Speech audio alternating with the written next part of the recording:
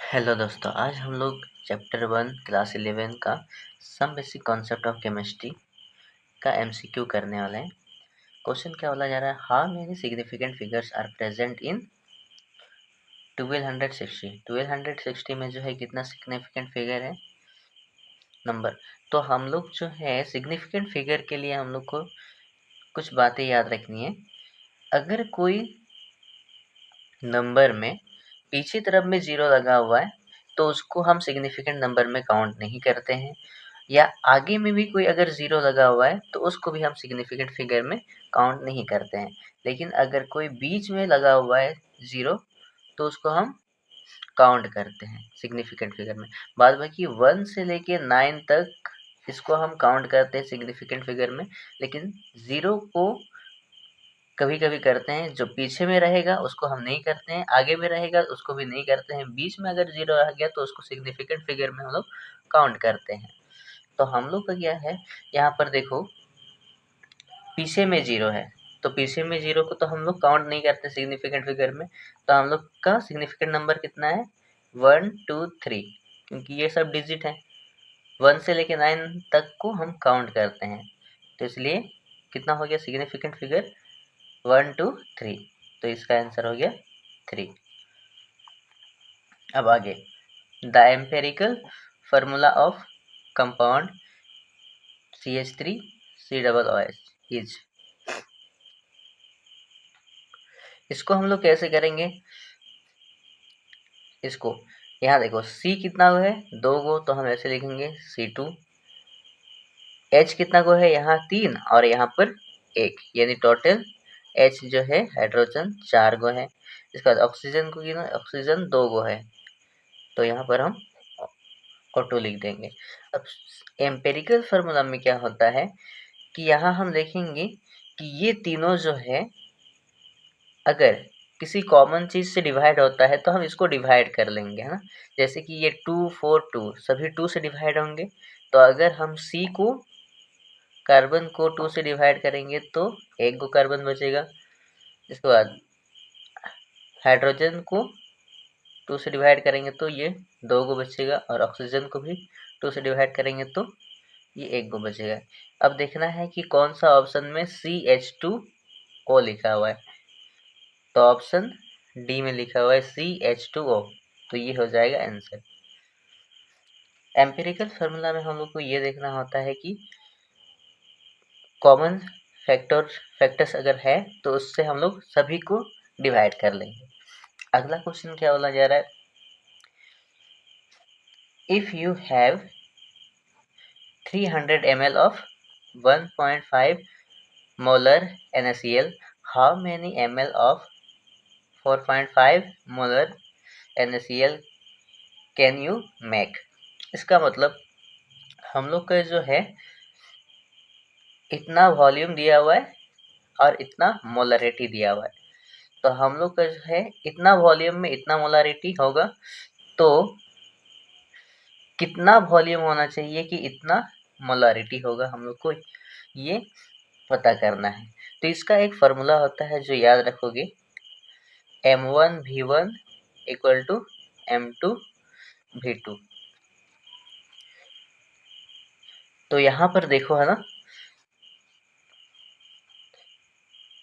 300 ml, ml किसका unit होता है वॉल्यूम का, इसका मतलब V1 का मान दिया हुआ है, और 1.5 m मतलब मोलरिटी दिया हुआ है।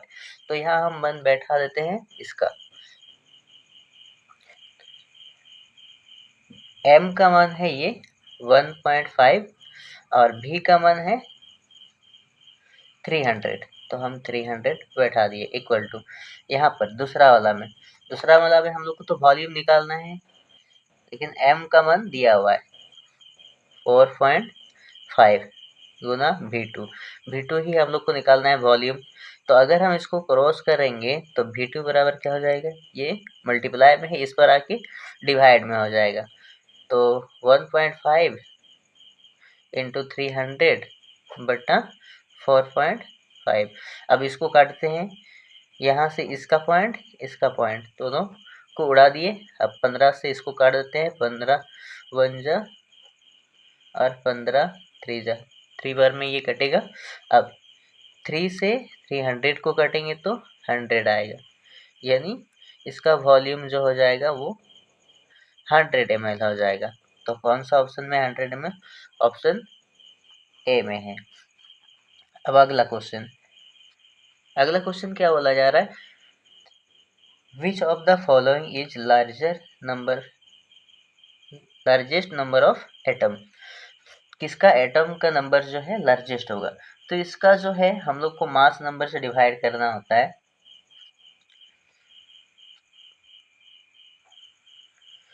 तो इसमें क्या याद रखोगे? इसमें एक चीज याद रखोगे कि जिसका हम लोग का एटॉमिक नंबर बड़ा होगा,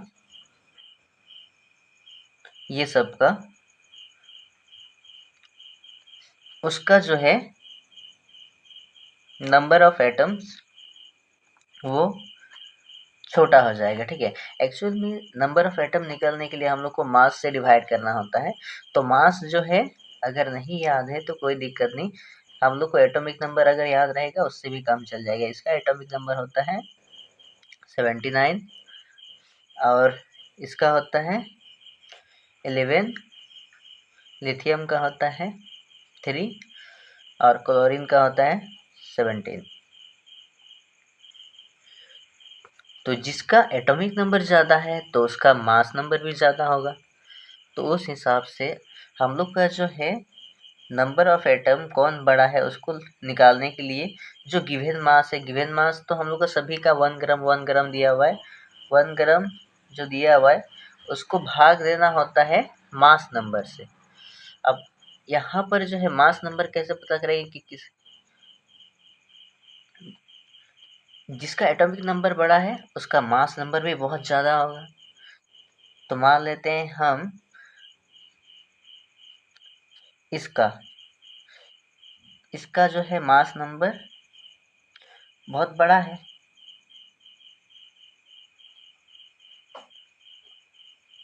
इतना है। तो अगर हम 1 को 151 से डिवाइड करेंगे तब तो बहुत छोटा वैल्यू आएगा, 0.0001 ऐसे कुछ समथिंग आएगा, है ना। तो ये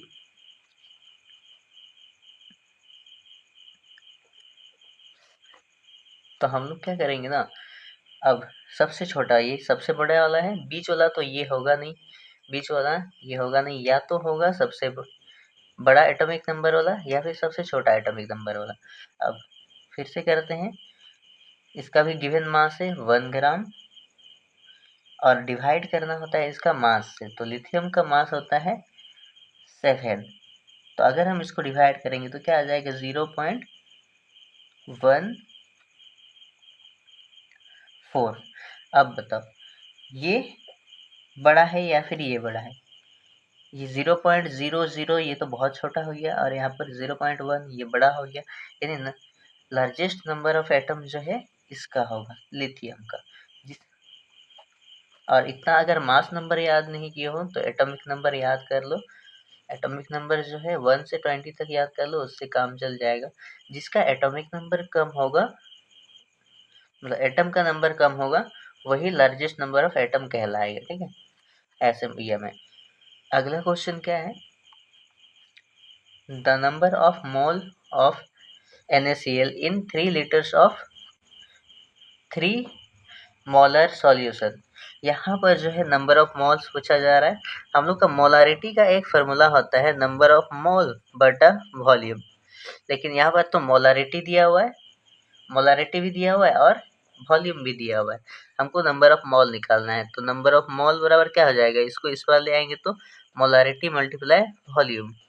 मोलारिटी है 3 और वॉल्यूम भी है 3, वॉल्यूम भी 3, मोलारिटी भी 3, तो 3 को मल्टीप्लाई करेंगे तो 9। तो इसका आंसर हो जाएगा 9। अगला क्वेश्चन क्या है, the molarity of solution containing 5 gram of NaCl in 500 ml of aqueous solution is. Molarity निकालने के लिए जो है मोलारिटी निकालने के लिए हम लोग का एक फार्मूला होता है।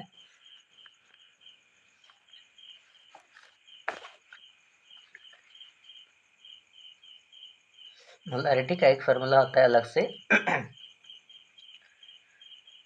गिवन मास बटा मॉलिक्यूलर मास ऑफ सॉल्यूट, फिर 1000 बटा वॉल्यूम इन ml। अगर ml में मतलब मिलीलीटर में दिया रहेगा वॉल्यूम तो ये फार्मूला रहेगा। अब देखो गिवन मास कितना है, गिवन मास है हम लोग का 5 ग्राम, तो हम यहाँ पर हम लिखेंगे 5 बटे मोलर मास किसका निकालना है, NaCl का। तो NaCl का अगर मोलर मास निकालेंगे हम लोग तो Na का होता है 23 और Cl का होता है 35.5। अगर ऐड करेंगे तो कितना हो जाएगा 58.5। तो हम लोग का हो गया 58.5 इंटू 1000 बटा वॉल्यूम कितना दिया हुआ था 500, तो हम 500 लिख दिया। अब काट देते हैं 0 0 0 0 5 2 10, ये कट गया। अब ऊपर वाला को मल्टीप्लाई कर देते हैं,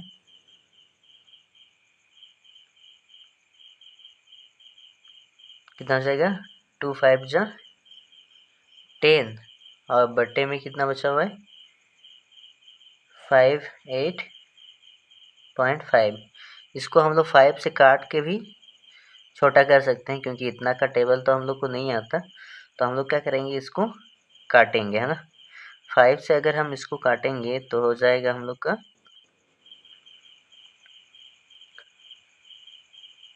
5 2 10। अब इसको भी काटेंगे, 5 1 5, 5 1 5, इधर 3 गया तो 5 7 35। अब ऊपर में आ गया हम लोग का 2, नीचे में 11। अब 11 से डिवाइड 11.7, तो सिंपली हम लोग 11 ही मान के चलेंगे। 2 को अगर 11 से डिवाइड करेंगे तो कितना आएगा 0.2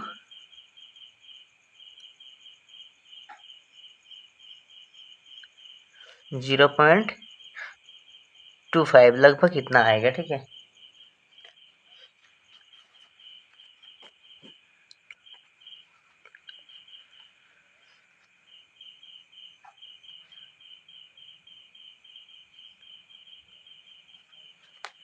तो हम लोग का आंसर हो जाएगा ये ऑप्शन सी। अगला क्वेश्चन क्या बोला जा रहा है कि the value of 37 degree Celsius in kelvin. 37 degree Celsius को केल्विन में बताना है, तो एक रिलेशन इसके लिए हम लोग को याद करके रखना होता है कि kelvin equal to 1 kelvin equal to होता है डिग्री सेल्सियस प्लस 273। तो डिग्री सेल्सियस में हम लोग का दिया हुआ है कितना 37, तो 37 प्लस 273, अगर सबको ऐड करेंगे तो कितना हो जाएगा 310 केल्विन। तो यहाँ पर 310 है इस नंबर पर, डी नंबर पे। अगला the value of 35 degree Celsius in Fahrenheit. Fahrenheit में अगर हम लोग को ये करना है तो एक रिलेशन होता है फ़ारेनहाइट का। फ़ारेनहाइट इक्वल टू होता है 9/5 C मतलब डिग्री सेल्सियस प्लस 32। अब 9/5 मल्टीप्लाई डिग्री सेल्सियस हम लोग का दिया हुआ है कितना 35, तो हम लिख देते हैं 35 प्लस 32। अब काट देते हैं 5 7 35। अब मल्टीप्लाई करो 9 7 63 प्लस 32। अगर ऐड करेंगे तो फाइनल हम लोग का आ जाएगा 95 डिग्री फ़ारेनहाइट। तो हम लोग का 95 डिग्री फ़ारेनहाइट ये भी ऑप्शन डी में है, तो ये भी हो गया। अब अगला है scientific. In scientific notation 0.00016 can be written as. हम लोग जो है साइंटिफिक में हम लोग इस तरह से लिखते हैं। हम लोग का ये है 0.00016। साइंटिफिक में हम लोग क्या करते हैं ना, 1 डिजिट के बाद पॉइंट को देते हैं, यानी पॉइंट हम लोग का यहाँ होना चाहिए 1.6। अब अगर हम लोग का जो है 1 डिजिट के बाद पॉइंट होना चाहिए, तो हम लोग को जो इस यहाँ जो पॉइंट दिया हुआ है उसको शिफ्ट करना है पीछे तरफ। तो कितना कदम हम लोग शिफ्ट किए, तो काउंट करते हैं 1 2 3 4। तो 4 किए तो हम लोग का 10 का पावर -4 हो जाएगा इधर, ठीक है, क्योंकि हम 10 कदम जो है पीछे आ गए, तो इसलिए 10 का पावर -4 हो जाएगा आंसर।